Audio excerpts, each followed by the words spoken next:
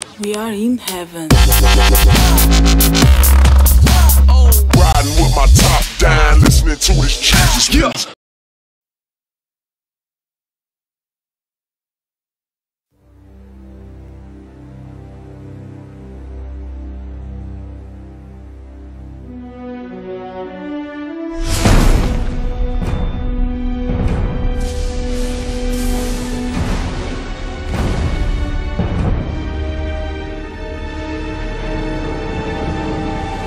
Starhawk is built on a fantastic and loved fast-paced recipe. It's got the fantastic multiplayer gameplay that our fans expect, a rich new universe, a solo campaign, and a phenomenally exciting new mechanic in the game called Build and Battle, a system that allows players to build structures dynamically on the fly and make the battlefield play the way they want to play at that time.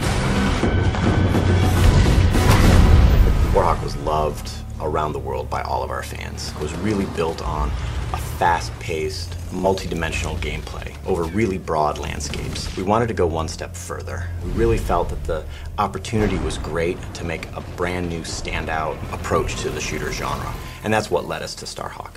In Starhawk, the universe is in the future, in the distant reaches of the galaxy, a place we call the frontier, a set of human colonies that have been built up over a number of years, really kind of fueled by what we call the rush, kind of our gold rush analog for rift energy. As these rifters, which is our short term for rift miners, were mining rift energy, they found that it was incredibly potent. But exposure to rift energy causes them to become infected. The rift energy permeates their body, their mind, their skeleton, and they end up becoming enraged, hell-bent to protect the rifts from the rifters. And that's one of the factions in our game, the outcast. And they form these roaming war bands that go from corner to corner in the frontier, all the distant colonies. And really, that's at the heart of the conflict in our game.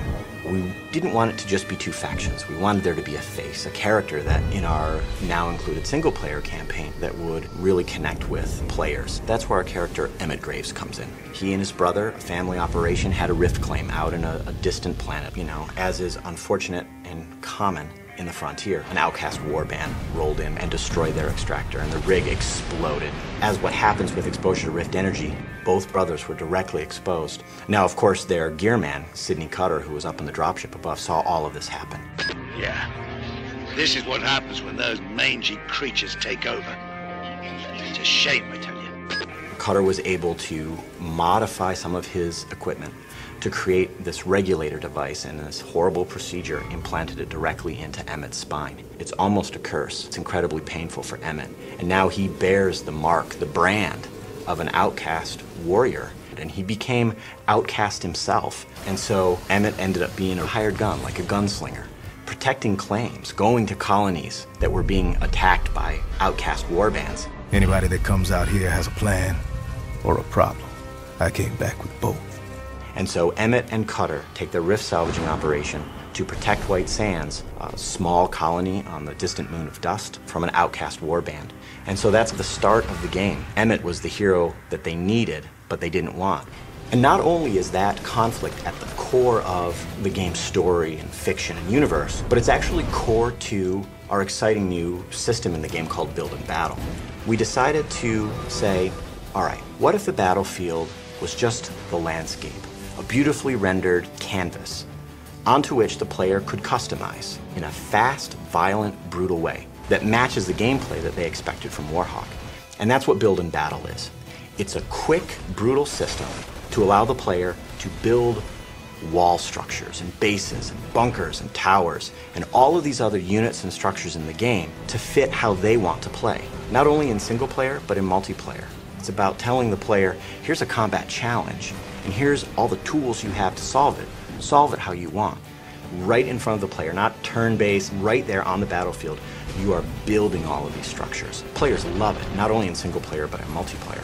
It's as fast-paced and as quick and as brutal as pulling the trigger on a weapon. That's what we wanted. We didn't want players to have to really manage anything.